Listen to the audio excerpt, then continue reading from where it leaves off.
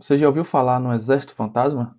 Pois é, na Segunda Guerra existiu um Exército Fantasma. Sabia? Não sabia? Então agora você tá sabendo.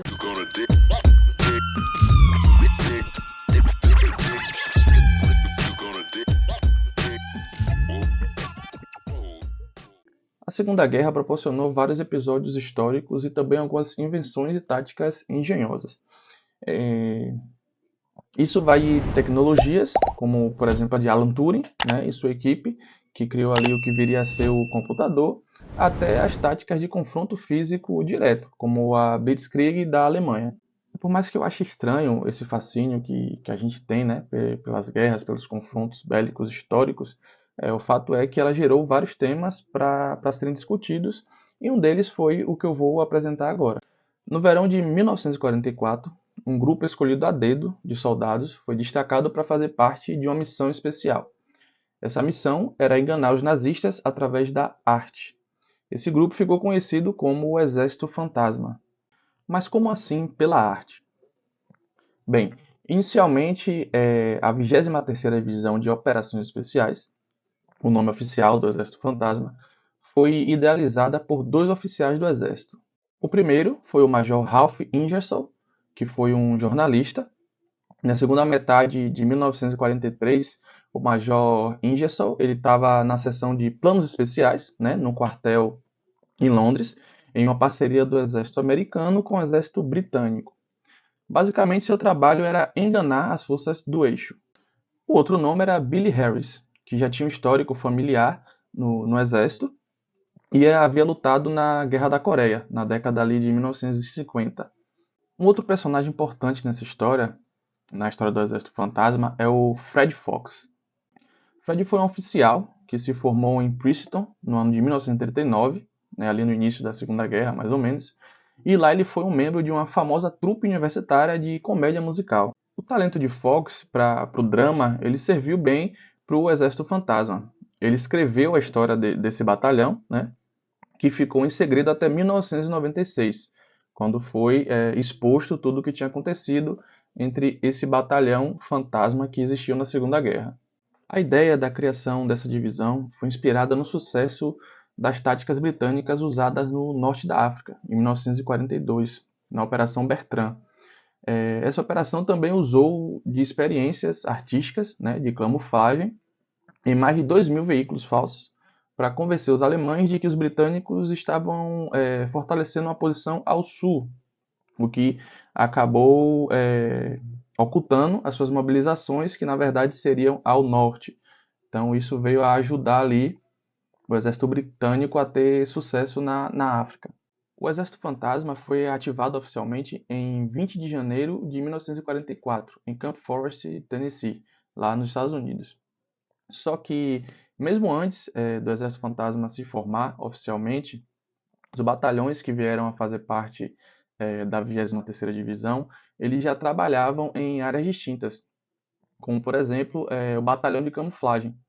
Em 1942, esse batalhão de camuflagem fez uma fábrica de aviões inteiras desaparecer, lá em Maryland. Pelo menos para quem via pelo ar, né? Quem passava pelo ar não conseguia visualizar essa fábrica devido à camuflagem. Mas por que isso, né? Por que essa camuflagem?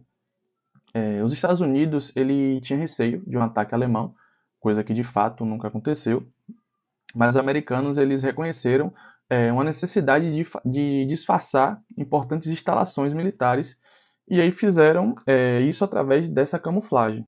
Essa fábrica de aviões, ela produzia bombardeiros, né? O mais famoso deles ali, o B-26, e também fabricava aeronaves de ataque para as forças aliadas. Então, para quem passava pelo ar, não via nada além de um campo aberto e que não tinha absolutamente nada. Então, voltando aqui para a formação do Exército Fantasma. O Exército Americano ele reuniu três unidades já existentes e uma totalmente nova, e colocou elas sob o comando do coronel Harry Reeder. Ele vai comandar o 23º Quartel-General de Tropas Especiais, que era o nome oficial do Exército Fantasma, até que a unidade voltasse da Europa. Então é ele que vai ficar no comando durante toda a Segunda Guerra, que os Estados Unidos vai participar ali na Europa. Então, as unidades que compunham o Exército Fantasma eram as seguintes: o 63º Batalhão de Camuflagem de Engenheiros. Esse batalhão de camuflagem foi o que eu falei anteriormente. Ele tinha 379 homens que lidavam com planos visuais, né? Esses homens eles usavam tanques infláveis de borracha, né? Caminhões, artilharias, jipes, tudo isso para enganar o reconhecimento aéreo inimigo, como enganaram e esconderam a fábrica que eu falei anteriormente, e também aqueles que observavam à distância. Temos a Companhia de Sinais. Esse grupo era formado por 296 homens, né, que ele realizou fraudes de rádio ali. Eles faziam todo o trabalho de envio de códigos e mensagens falsas para confundir o exército alemão. A empresa de serviços de sinal, 3132, né, esta unidade era composta por 145 homens que eram responsáveis pelos efeitos sonoros. Por isso que a gente fala que eles enganaram também através da arte, né? Porque sua missão era reproduzir efeitos sonoros em alto-falantes, em jipes grandes com alto-falantes, para simular que as tropas estavam em movimentação, os tanques, os carros, os jipes. Então eles faziam todo esse teatro para, de fato, o exército inimigo acreditar que existia ali um batalhão de verdade. E por último, nós tínhamos a 46ª Companhia de Combate de Engenheiros. Essa companhia era composta por 168 homens, e uma divisão foi treinada com soldados combatentes. Essa tinham soldados de fato combatentes, né? Eles forneceram uma segurança ali para o Exército Fantasma. Eles também executavam tarefas de construção e de demolição, incluindo a escavação de posição dos tanques ali, né? Eles faziam as marcações no chão para simular que aqueles veículos estavam caminhando, estavam avançando, quando na verdade eram veículos apenas infláveis, né? Eles apenas movimentavam manualmente essas peças de artilharia e simulava que estava tendo ali uma movimentação desse exército. Então, pessoal, o Exército Fantasma ele fazia todo um teatro de fato, né, para enganar os alemães. Eles faziam insígnias falsas para simular as unidades que não existiam. Eles faziam bonecos paraquedistas para fazer ataques aéreos, né? Aí o inimigo pensava que eram pessoas pulando ali de paraquedas, mas eram bonecos, na verdade. Eles modificavam números de carros para dizer que eram de outra unidade, de um outro batalhão, né? A mesma coisa que eles faziam com as insígnias. Então eles faziam de fato toda uma parte ali artística para enganar os inimigos, né? O eixo, nesse caso, ali na Europa, os alemães. No total, haviam cerca de 1.110 homens na divisão do Exército Fantasma. E para ter uma ideia, a unidade incluía artistas famosos como o estilista Bill Blass, o pintor Ellsworth Kelly e o fotógrafo Art Kane. Até escritores de história em quadrinho tinha na divisão do Exército Fantasma, né? Para vocês verem que de fato existiram vários artistas ali para fazer aquelas encenações e para dar dica de como se fazer todo aquele teatro de guerra. Partindo para a guerra de fato, né? Em abril de 1944, esse grupo ele vai para a Inglaterra e de 29 de maio a 3 de junho eles vão realizar fraudes. Essas fraudes foram denominadas de repolho, queijo e spam. Esses nomes estranhos eles eram dados para que o inimigo de fato não fizesse ideia do que se tratava aquela operação. Durante esse período aconteceu também a Operação Fortitude. E o objetivo da Operação Fortitude era convencer os alemães de que o general Georges Patton ele estava reunindo um exército para desembarcar ali em Pas-de-Calais, na região da França.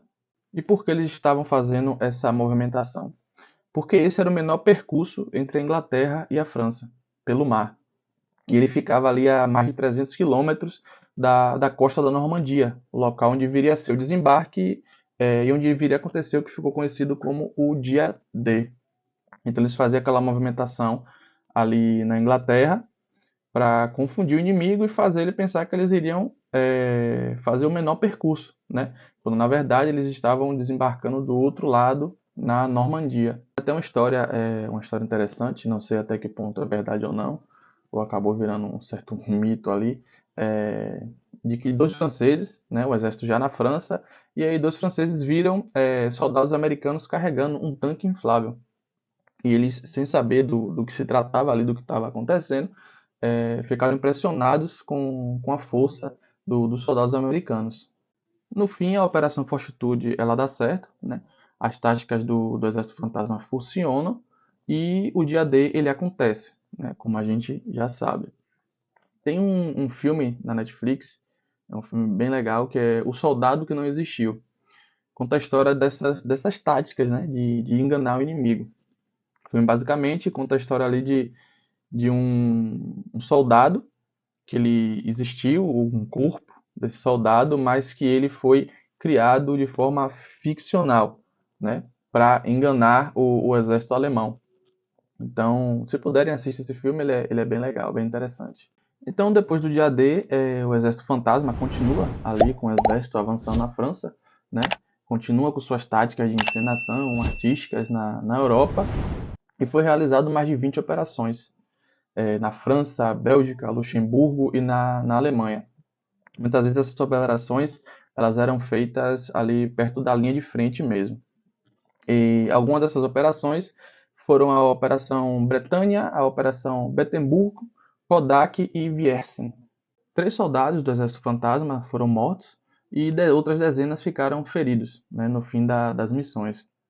Como eu falei no início, essa história ela ficou em segredo até 1996 e hoje tem um livro que conta a história sobre esse exército, né, escrito pelo Fred Fox, como eu falei.